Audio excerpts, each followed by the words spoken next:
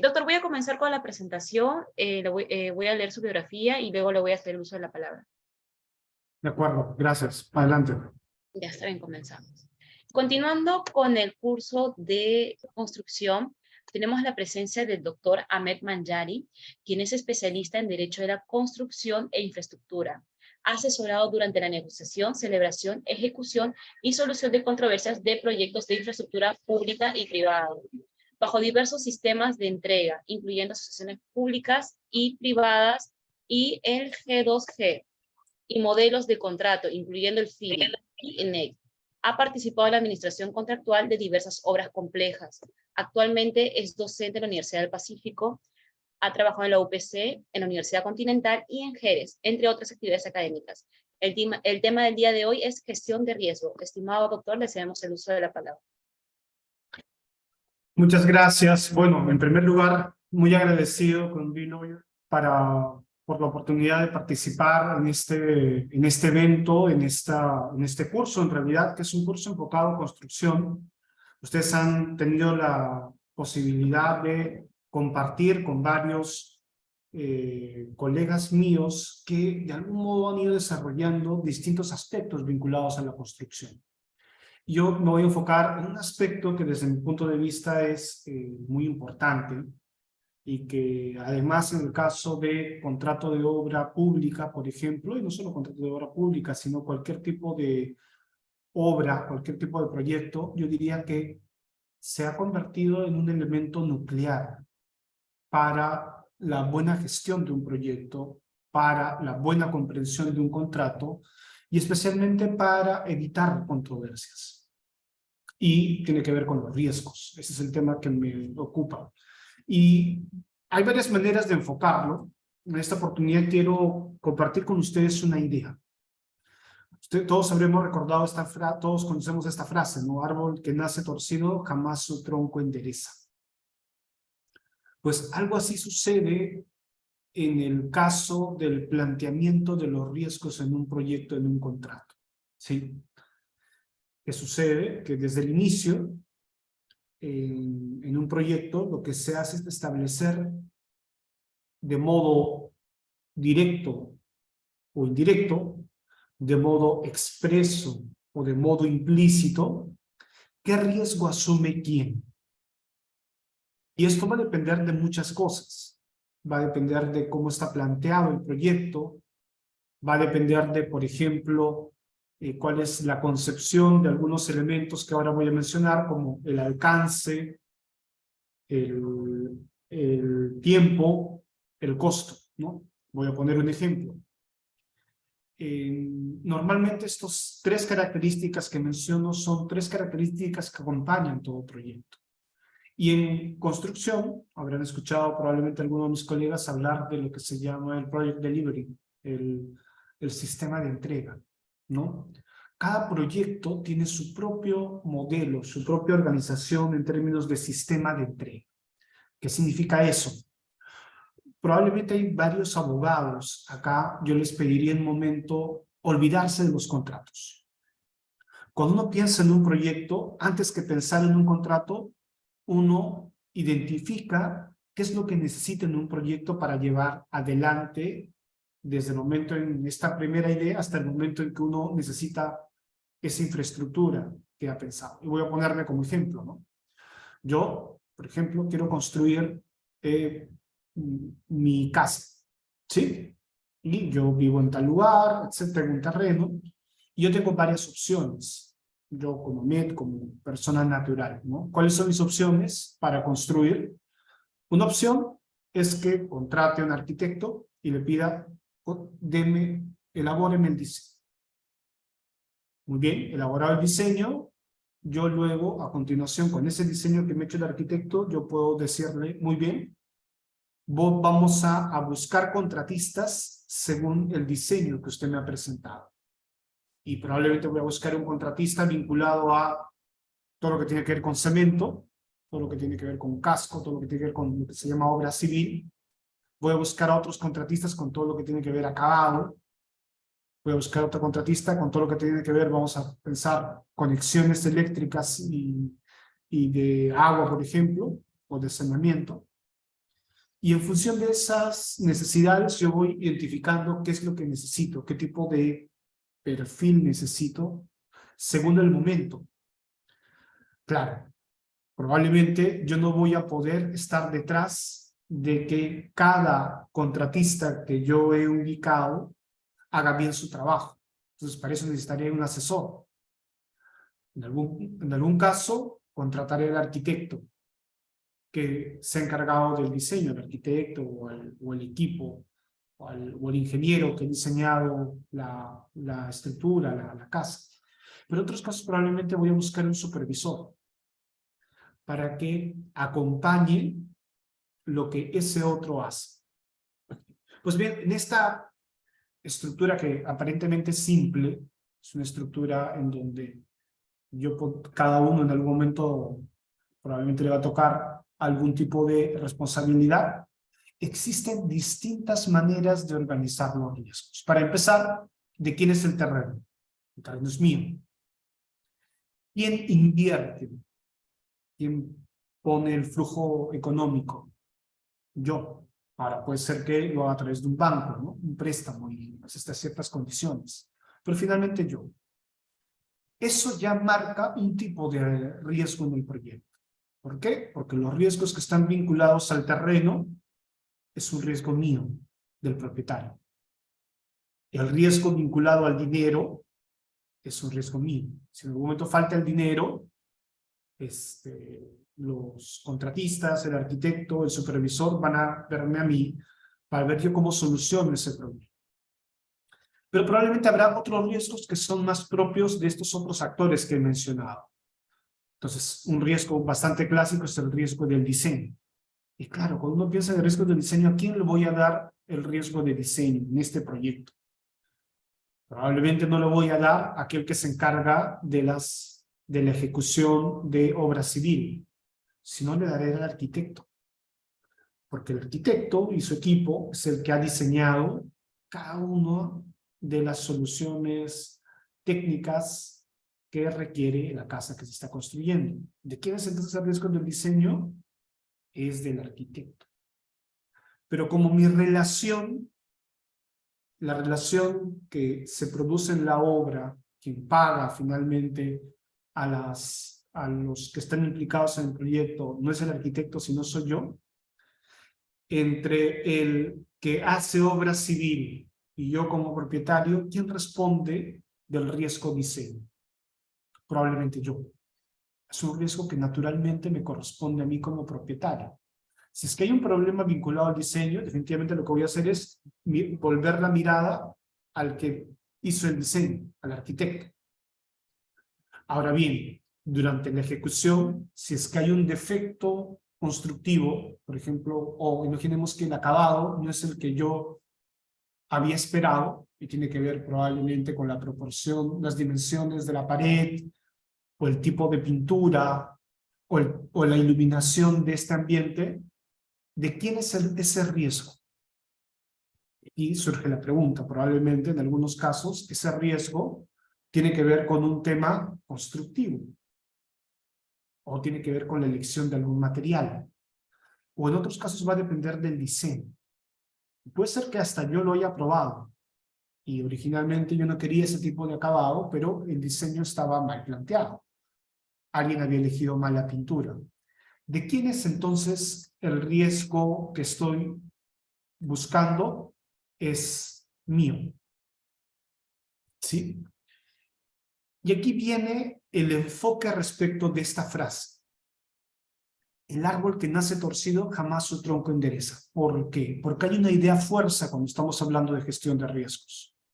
La idea fuerza es que los riesgos se asignan a una de las partes, según el tipo de proyecto en el cual nos encontramos. Esa es la idea fuerza.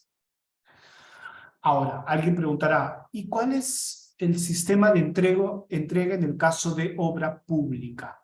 Es un sistema de entrega que no es el mismo que, por ejemplo, uno encuentra en FIDI, que encuentra en NEC. Es un sistema de entrega específico.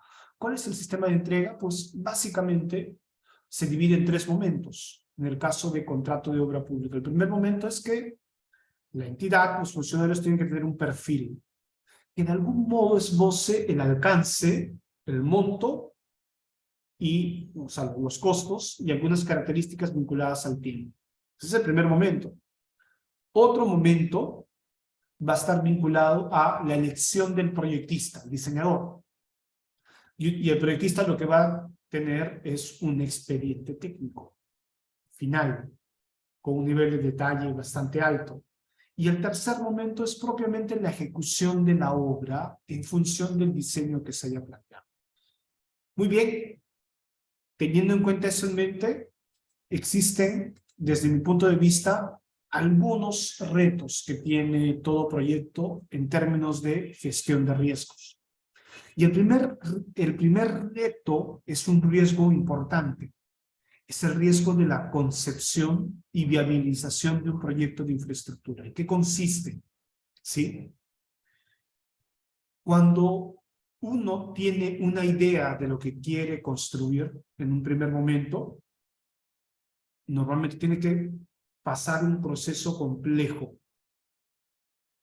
Involucra a varias personas, varios tipos de especialidades, hasta que finalmente el proyecto concluye.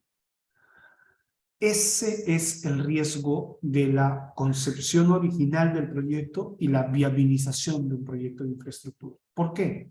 Porque normalmente, en todos los casos, no siempre el proyecto final es el mismo que el proyecto que originalmente fue pensado.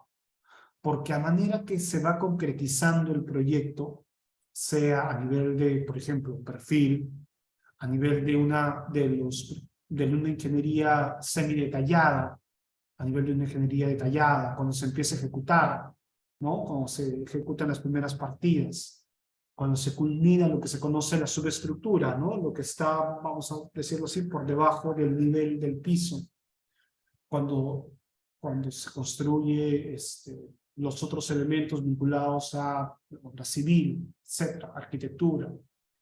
Pues bien, cuando eso se va desarrollando, lo que se viene produciendo normalmente son cambios en el proyecto. Y se genera una tensión entre la idea original y la idea final. Ese es uno de los principales riesgos que tiene todo proyecto. Riesgo de la concepción y viabilización de un proyecto de infraestructura. Ahora bien, un elemento que debemos tener en cuenta es identificar cuáles son aquellas causas que generan dificultades en la gestión de estos riesgos. Ya habíamos comentado un primer elemento que de algún modo integra el modo como vamos a trabajar los riesgos. Pero existen varios retos vinculados a las dificultades de gestión de riesgos. Y tienen que ver con conocimiento, porque muchas veces no se conoce cómo gestionar un riesgo. Segundo, no se tiene una estrategia de gestión de riesgos. Y esa estrategia en algunos casos tiene que ver con establecer algunas pautas en el contrato, a veces en la ley, y en todos los casos en el momento de gestionar el proyecto y de hacer seguimiento de los riesgos. Voy a decir algo más adelante, pero quiero identificar que este es otro elemento importante cuando estamos hablando de gestión de riesgos. Ahora bien, debo decir finalmente que existen herramientas para la gestión del riesgo, ¿no? Por ejemplo, existen herramientas para el levantamiento de interferencias. En el Perú, entre los riesgos concretos de los proyectos, sobre todo los proyectos lineales, existen dos tipos de riesgo muy importantes, ¿no? Yo comentaba el primer riesgo que tiene que ver con el riesgo de la integración, pero en el Perú otro conjunto de riesgos tiene que ver con la entrega de terreno libre de problemas, libre de, en este caso las entidades, por ejemplo, tienen el riesgo, también, deber legal o lo que fuera, de entregar al contratista un terreno saneado, legal y físicamente. Y eso implica que cuando el contratista empiece a ejecutar, no debería encontrar trabas durante la ejecución. No debería encontrar a posesionarios, a propietarios o alguien que reclame que el lugar por donde pasa el trazo, ¿no? Donde se construye, por ejemplo, la carretera, ¿no? Es un espacio sujeto a retos de integración porque alguien dice que ese es un terreno por el cual no se puede pasar. Ese es un tema. El otro problema tiene que ver con el tipo de esquema que nosotros seguimos, que he mencionado, el sistema de entrega.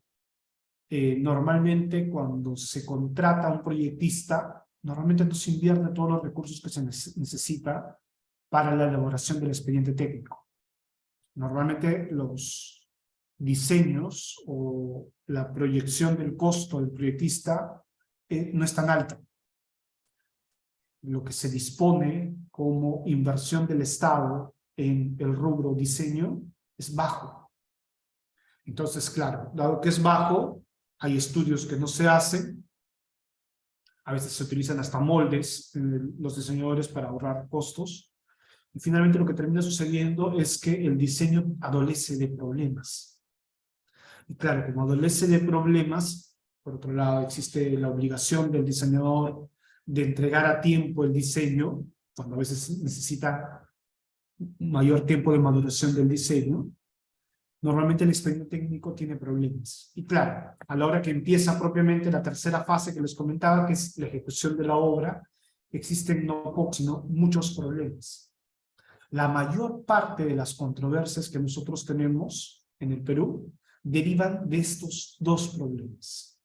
Los problemas vinculados a interferencias, vinculados al acceso al terreno y la calidad del expediente técnico. Muy bien, habiendo ya contextualizado algunos elementos que yo considero importantes respecto a la gestión del riesgo, vamos a conversar un poco qué es el riesgo, ¿sí? Y normalmente usaba una idea fuerza, pero aquí voy a ir de frente al grano. Cuando estamos hablando de riesgo, el riesgo tiene tres características, ¿sí? Primero, probabilidad o frecuencia. Algo más voy a decir sobre eso, pero tiene que ver con, por ejemplo, si es que yo mencionaba hace un momento que en el Perú normalmente el diseño tiene defectos y el terreno que se entrega normalmente no está totalmente liberado. Si yo planteo eso, significa ¿qué cosa? Que es bastante probable que estos dos riesgos que he mencionado se presenten y tengan un impacto en el proyecto. Ahora vamos a ver el tema de la magnitud. ¿Qué tan probable es que en un proyecto peruano se generen riesgos vinculados a la calidad del diseño y el acceso al terreno liberado totalmente? Alto. ¿Qué otros riesgos tenemos, por ejemplo, en el Perú como riesgos bastante frecuentes, es decir, con probabilidad o frecuencia alta? Ejemplo, el riesgo de gestión de mano de obra, el riesgo de los sindicatos, de la parte laboral, ¿no? En el Perú existen muchos problemas vinculados a la gestión de la mano de obra y de sindicatos. Es más, hay muchos contratistas que tienen problemas para llevar adelante eso porque, o en algunos casos, no existe mano de obra calificada, o en otros casos existe un sindicato fuerte que lo que hace es intenta participar de manera activa en el proyecto, y cuando logra eso, lo que hace es limita la posibilidad de que el contratista tenga control de la mano de obra durante el proyecto. Además de eso, en el Perú existen algunos riesgos. Ejemplo, conflicto social. Muy bien, he mencionado algunos de esos riesgos que son bastante probables. Y aquí viene una palabra que los abogados utilizamos, que es previsible, que en términos de previsibilidad, imprevisibilidad imprevisibilidad, es previsible que uno encuentre en la realidad este tipo de riesgos. Por otro lado, lo que uno tiene es que cada riesgo tiene impacto. Una vez que se genera, se desenvuelve el riesgo, tiene un impacto y que puede ser identificado en términos de magnitud con consecuencias positivas o negativas. Eso inclusive hasta se puede establecer algún criterio de cuantificación de tipo cualitativo o de tipo cuantitativo, ¿no? Vamos a ponernos en el caso nuevamente del diseño. Si es que uno encuentra un problema en un diseño y ese problema no se atiende a tiempo, la magnitud de la consecuencia puede ser alta, porque muchas veces lo que se va a generar es, no se va a llegar a un punto en que el proyecto no va a poder avanzar, se va a necesitar en el caso de obra pública un adicional cuyo trámite demora, porque se tiene que elaborar el expediente del adicional, porque se tiene que aprobar, la entidad tiene que hacer su propio análisis para ver si tiene presupuesto para ese expediente adicional, que no supere el 15%. Por tanto, cuando se genera toda esa situación, el resultado es que existe la probabilidad de que, o la proyección de que el costo del tipo de riesgo diseño tenga un impacto negativo alto. Puede haber otro tipo de riesgos con impacto negativo bajo o con impacto positivo también. ¿Sí? Por ejemplo, ¿dónde encontramos un riesgo con impacto positivo? Por ejemplo, cuando uno realiza un camino de herradura, por ejemplo, uno a veces puede encontrar interés de las comunidades a las cuales se le está vinculando. Y puede ser que las comunidades decidan participar a modo de faena en la limpieza o en alguna etapa de lo que necesita el proyecto. Ese es un riesgo de probabilidad, en ese tipo de proyectos es de probabilidad mediana en algunos casos, cuyo impacto es positivo para el proyecto. Además de eso, se pueden generar otro tipo de impactos también positivos. Y el otro elemento tiene que ver con el hazard, el elemento azaroso, el elemento respecto al cual no se tiene control. Es una característica del riesgo. Y eso lleva a la siguiente consideración, a la otra mirada, a la otra dimensión. ¿Por qué? Cuando uno identifica en un proyecto riesgos, uno sabe que todo proyecto va a encontrar algún tipo de riesgo que se va a desenvolver, que se va a generar. Hay riesgos que, como decía, son previsibles, por tanto son conocidos. Frente a eso, ¿qué es lo que se tiene que hacer? Se tiene que regular, se tiene que establecer una estrategia de gestión. Por ejemplo, los riesgos que he mencionado tienen que tener una estrategia de gestión en el tiempo. Pero probablemente hay muchos riesgos que no se logran identificar. Piensen ustedes en esto. En el año 2019, finales, si es que uno está ejecutando un proyecto, uno no puede identificar qué riesgo, el riesgo COVID. Pero cuando uno está en marzo, abril del 2020, uno tiene al riesgo COVID como uno, sino el principal riesgo, cuya probabilidad o frecuencia era baja, nula, desconocida, tan desconocida que ni siquiera probablemente la mayor parte de los contratos o matrices de riesgo de los contratos peruanos, para poner un enfoque, se identificaba, pero que en la práctica tuvieron un impacto alto en los proyectos peruanos. Entonces aquí, frente a qué estamos? Frente a un riesgo desconocido. Y así como ese riesgo, en todo proyecto aparecen riesgos desconocidos, riesgos respecto a los cuales no se tiene control. ¿Qué es lo que se hace normalmente? Primero, se regula, se establece estrategia respecto de los riesgos conocidos o conocibles. Pero respecto de los riesgos desconocidos, lo que se hace, se establece una estrategia para atender los riesgos desconocidos. Dicho esto, existen, diría, 4 macro riesgos que necesitan tener un equilibrio en todo proyecto. El alcance es un riesgo. Y es un macro riesgo que puede involucrar muchos más riesgos. Pero ¿en qué consiste este riesgo? Es básicamente el proceso de evolución de esa idea que tiene alguien para desarrollar una carretera, esa idea colocada en perfil, colocada en términos de qué kilómetros tiene que tener, cuánta población va a atender, cómo se va a financiar. puesto a expediente técnico, hecho diseño, por tanto, no solo está en la mente de alguien, no solo están algunos parámetros de lo que será esa carretera, sino el alcance ya está definido en un expediente técnico a nivel de, ¿qué cosa? De ingeniería detallada. Implica, entre otras cosas, tener partidas específicas, metrados proyectados, especificaciones técnicas, planos, distintos tipos de planos según especialidades, para que cuando venga el constructor, construya, en principio, conforme a ese contenido de expediente técnico. Y además, los elementos vinculados a precio, el tipo de insumo que va a necesitar, cuánto mano de obra va a necesitar, también está definido en el diseño, cuando se tiene ingeniería detallada. Y el alcance también tiene que ver con lo que se ejecuta, ¿sí? Pero eso, por el hecho de que sufre variaciones, el hecho de que se va concretizando, tiene un esquema de determinación de riesgo así. Porque al principio la determinación de riesgo es alta, pero a medida que se va concretizando el proyecto, que se va ejecutando, ese riesgo se va definiendo.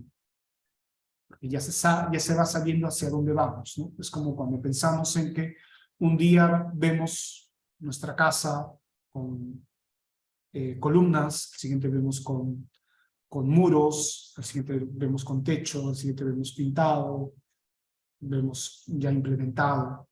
Ese proceso también se da respecto de la gestión de este riesgo llamado alcance. Existe otro riesgo importante que es el riesgo costo. Y respecto al riesgo costo existen varios elementos. Pero lo que debo decir es que respecto al riesgo costo es, claro, cuando uno tiene el alcance en un momento inicial, el costo es abierto. No se puede definir cuánto va a costar realmente. Cuando se hace un perfil, por ejemplo, existe una proyección del costo. ¿En función de qué? En función de otras experiencias, en función de algunos precios del mercado, pero no es que está definido. Sigue siendo un monto abierto. Cuando uno tiene un expediente técnico, teóricamente, en principio, uno va identificando cuánto va a costar.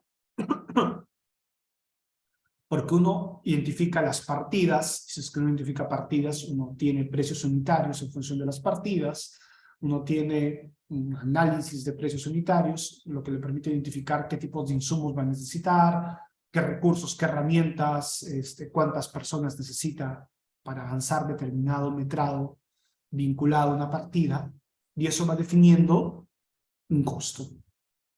Y si es que a eso además uno le agrega todo lo que necesita para acabar el proyecto, uno puede tener una proyección global del costo que involucra el proyecto. Pero eso no significa, en ningún caso, que uno va a tener una idea acabada del costo. Porque cuando uno empieza a ejecutar, normalmente los precios varían. Hacia arriba, hacia abajo. Y lo que el contratista tiene que hacer es tener una estrategia para que su costo, si bien es cambiante, finalmente no quiebre la idea original de costo que se tiene en el proyecto. Porque si eso sucede, se ha disparado un elemento que va a quebrar esta lógica de lo que llamamos pirámide de tensiones, que es una especie de equilibrio original. Ahora bien, la gestión del riesgo-costo es uno de los riesgos más importantes, porque, como decía, si es que se dispara un monto, pues va a haber un impacto tremendo en el proyecto. El otro riesgo tiene que ver con el plazo. Y el plazo tiene que ver con otros elementos, tiene que ver también con lo que se conoce como secuencia constructiva. Puede haber uno o varias maneras de organizar la ejecución del proyecto. Y eso tiene que ver con el momento en que se va a adquirir materiales, el momento en que se va a contratar determinado personal, cuándo se va a incrementar el personal, el momento en que se va a traer algún tipo de maquinaria especializada para avanzar en algún frente. Si es que, por ejemplo, estoy en una carretera, yo avanzo, ¿no?, de manera lineal por frentes y por capas. Y cada manejo, cada ejecución de una capa tiene su propia técnica, requiere un tipo de material, requiere algún tipo de especialistas.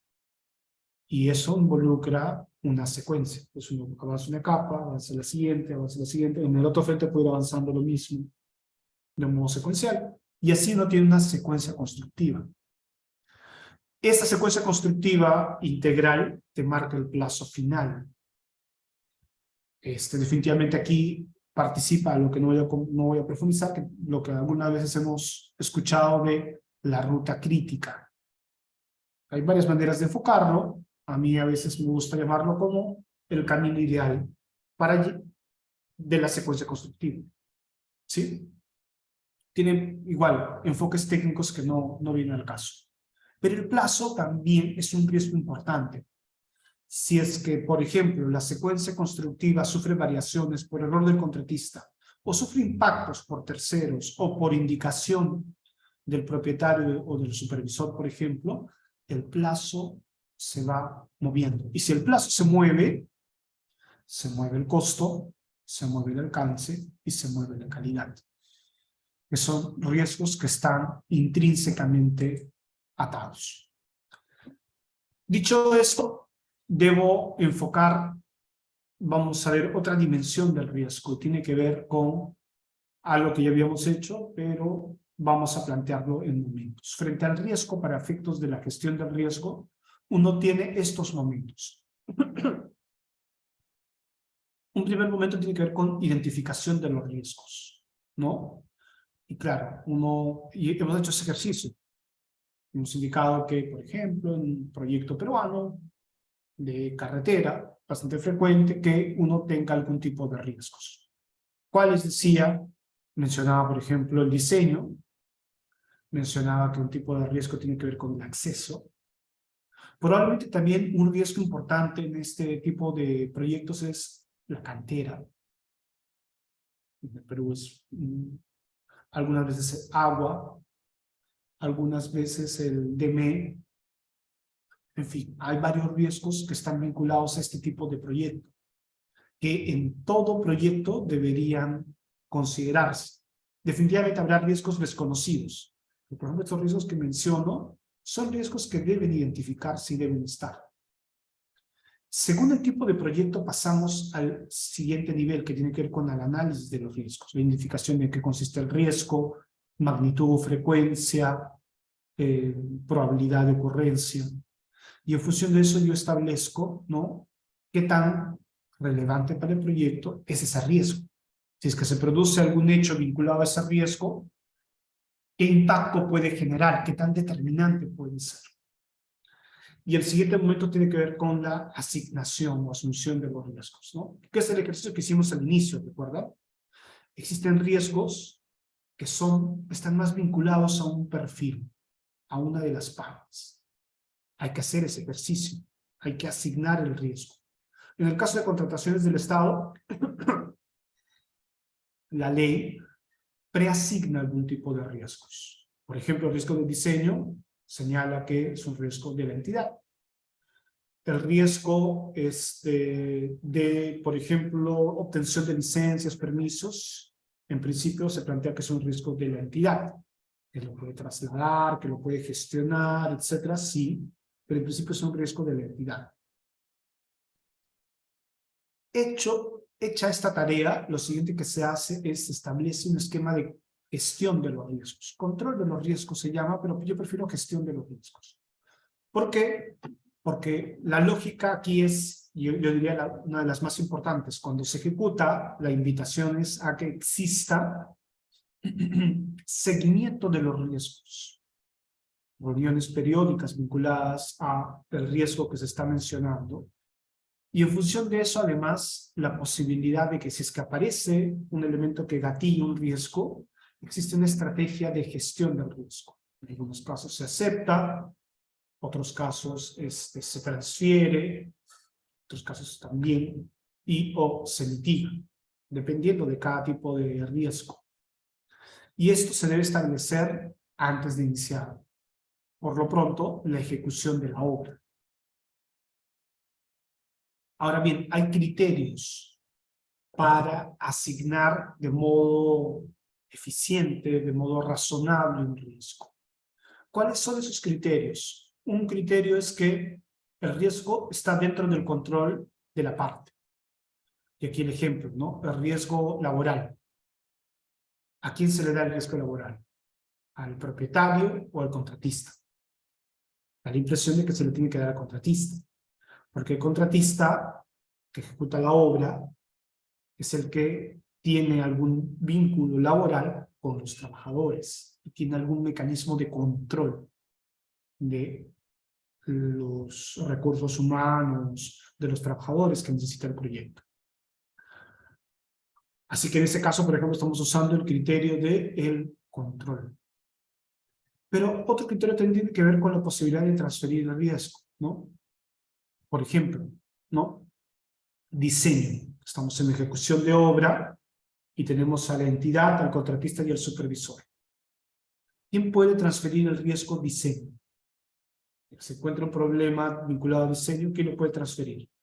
Aparentemente la entidad, porque la entidad ha contratado a un tercero que ha hecho el diseño. Entonces, ¿qué es lo que establece la norma? Toda la lógica de la norma es, muy bien, si hay un defecto en el diseño, el contratista comunica al supervisor, el supervisor comunica a la entidad y la entidad da una mirada al proyectista y le dice, ¿cómo hacemos con este problema? ¿De quién es el riesgo? De la entidad. Pero la entidad da una mirada al proyectista para que responda.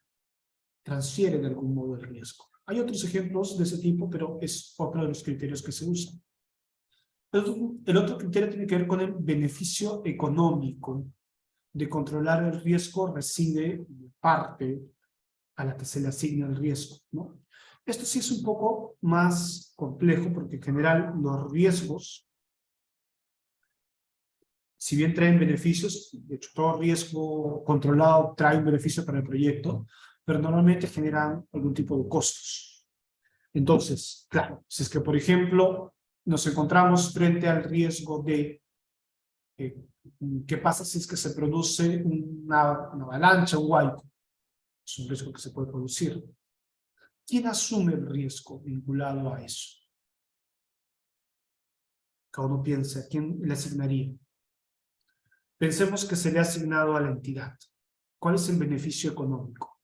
Estamos hablando de una pérdida, pero sí existe un beneficio económico, y el beneficio económico tiene que ver con si se ha generado una pérdida, esa pérdida no limita el hecho de que la obra debe ser concluida.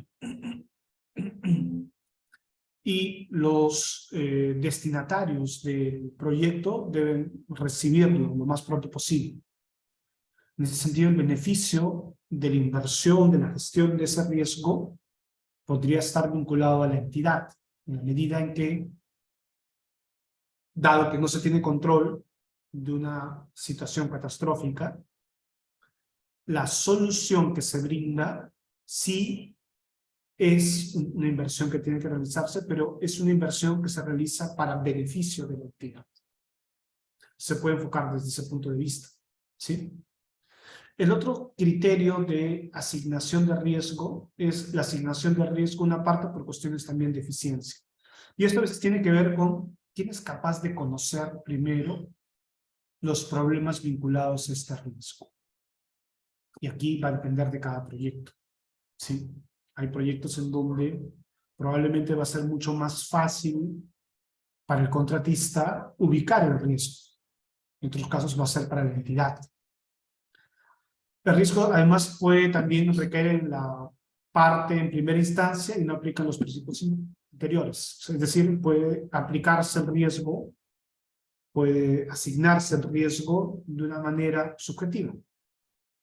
Pero diría que este es el último criterio que se debe seguir.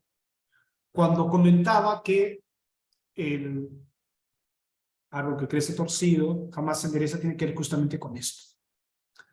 Hay criterios razonables de asignación de riesgo.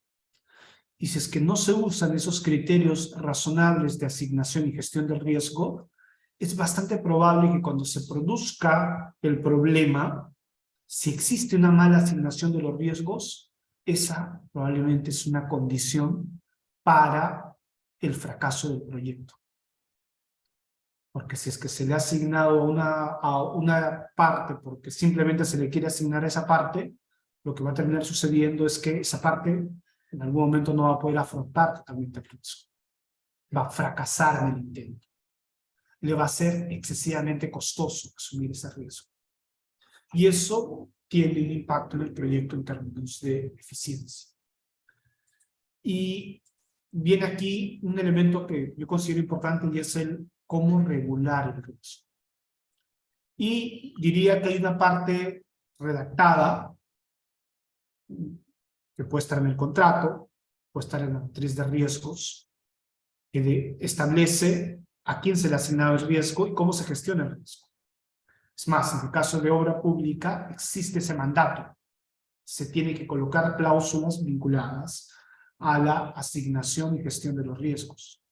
Pero incluso aunque no se coloque, existen elementos no redactados. Y en función de lo no redactado, uno deduce de quién es el riesgo. Y aquí viene ya la parte, por ejemplo, que los abogados y los ingenieros hacemos de interpretación. Cuando interpretamos un contrato, cuando interpretamos un expediente técnico, un plano, estamos de algún modo estableciendo de quién es el riesgo.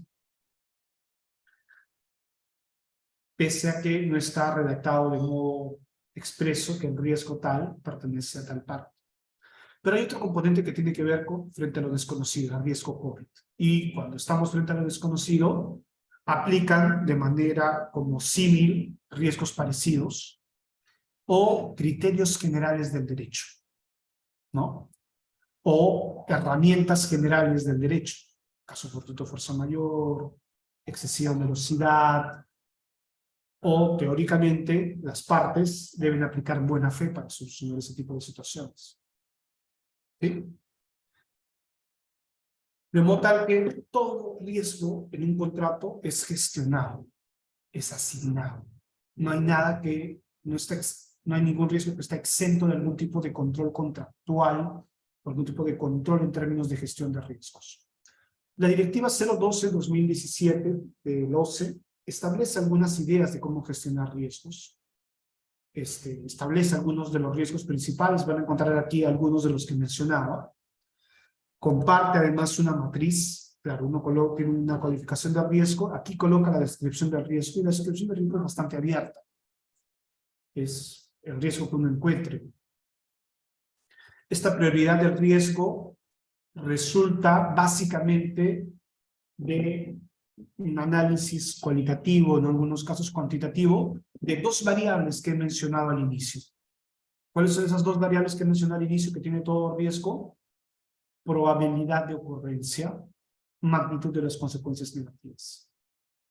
Teniendo en cuenta esos criterios, resulta de modo automático, si se sigue el procedimiento correspondiente, una priorización de riesgo.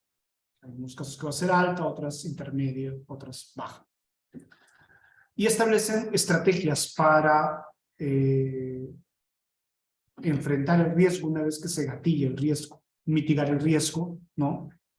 Evitar el riesgo, si se puede hacer, aceptar el riesgo. Algunas veces no se va a poder ni mitigar ni evitar, sino toca aceptar el riesgo, otras veces va a tocar transferir el riesgo. Y se pueden concretizar más esas acciones. Importante que estos elementos del riesgo estén asignados a una u otra parte. Es una mala práctica que un riesgo esté asignado a los dos. No se puede asignar a los dos. Solo se debe asignar a una de las partes. Y esto puede ser un anexo del contrato, el contrato de obra es así. La recomendación práctica es que todo expediente técnico debe tener una matriz de riesgos, que es esto, y puede estar también vinculado o redactado la parte principal en el contrato. De hecho, muchos contratos contemporáneos de obra introducen eso de manera expresa. Algo parecido sucede en las asociaciones público-privadas, no me voy a meter mucho a eso. Y ya para acabar, voy a plantear una recomendación que tiene que ver con lo siguiente.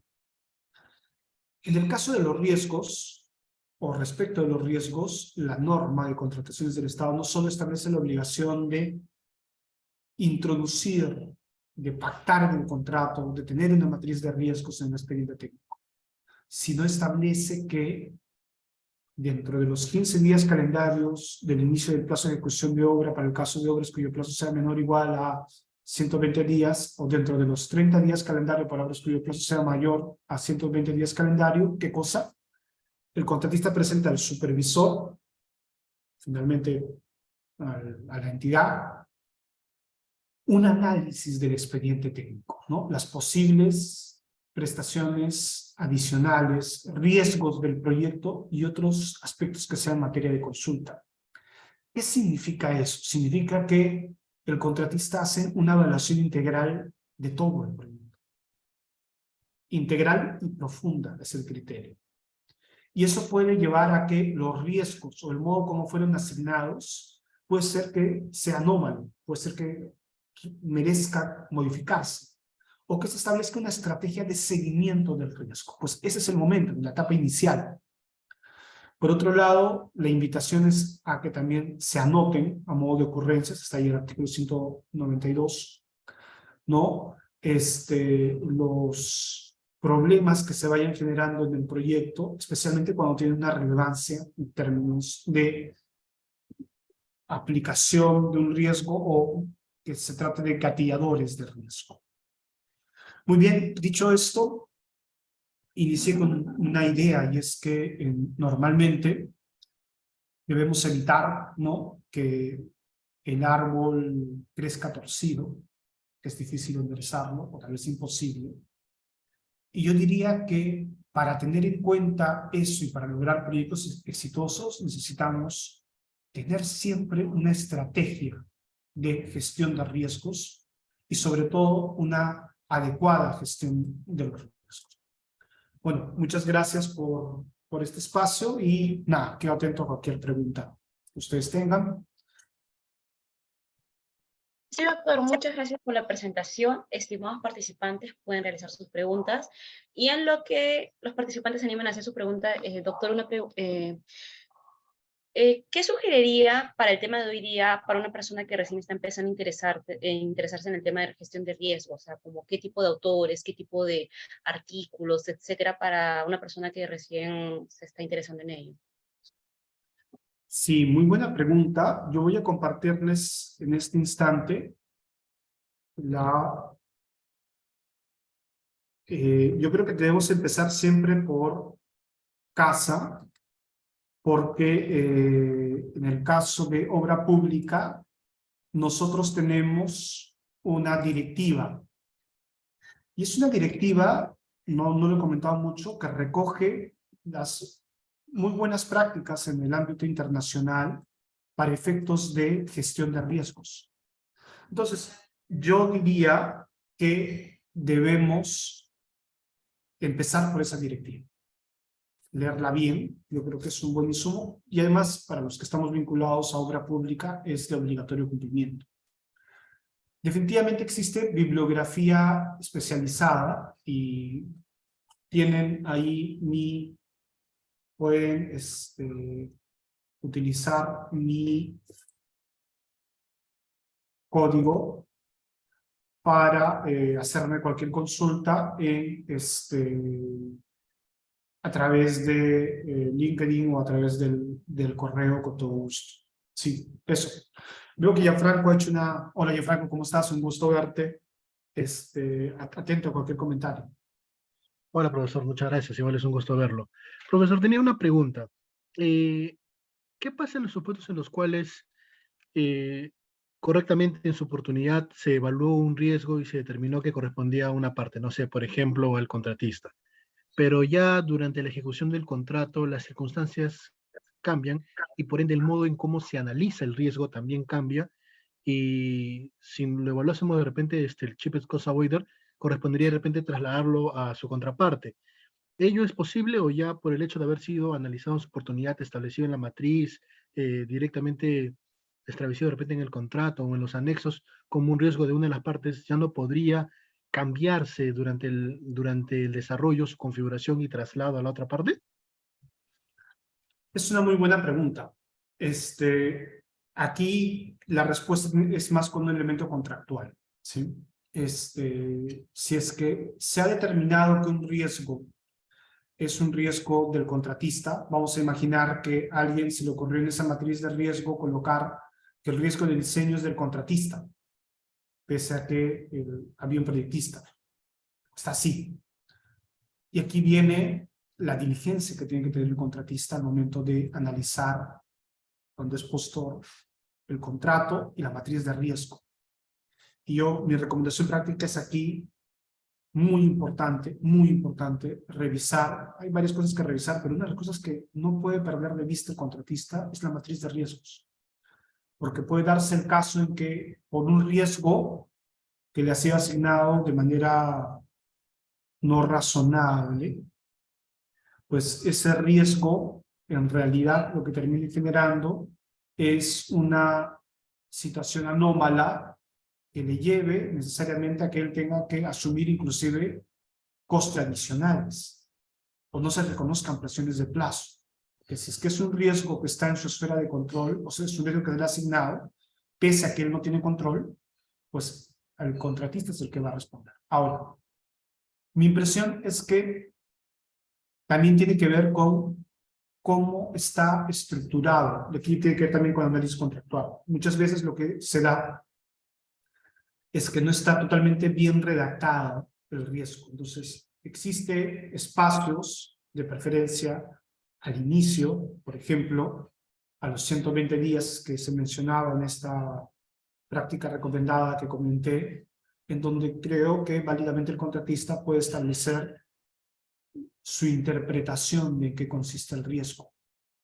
Y si es que es un riesgo que se le ha asignado y que se le ha asignado de manera anómala, puede plantear una interpretación de cómo debe entenderse ese riesgo, de un modo limitado, por caso específico, y en realidad los otros supuestos vinculados a lo que probablemente gatillen la problemática del riesgo, lo puede entender como que es un riesgo que no se le ha asignado. Porque en algunos casos puede ser que vaya incluso en contra de la norma. ¿Sí? Es un análisis que se tiene que hacer al inicio. Me temo que no hay una sola respuesta para eso. Y durante la ejecución, ¿se puede variar la matriz de riesgo? Sí, las partes pueden firmar una adenda y pueden variar la matriz de riesgos. Sí, espero haber absuelto la pregunta. Muchas gracias. Gracias, Sí, profesor. doctor. Esas han sido todas las preguntas por parte de los participantes. Agradecerles de parte de B-Lawyer y esperemos contar con usted en los próximos eventos. Muchas gracias, doctor, y muy buenas noches. Muchas gracias y buenas noches. Que estén bien. Un gusto verlos. Hasta luego, doctor. Luego. Hasta luego.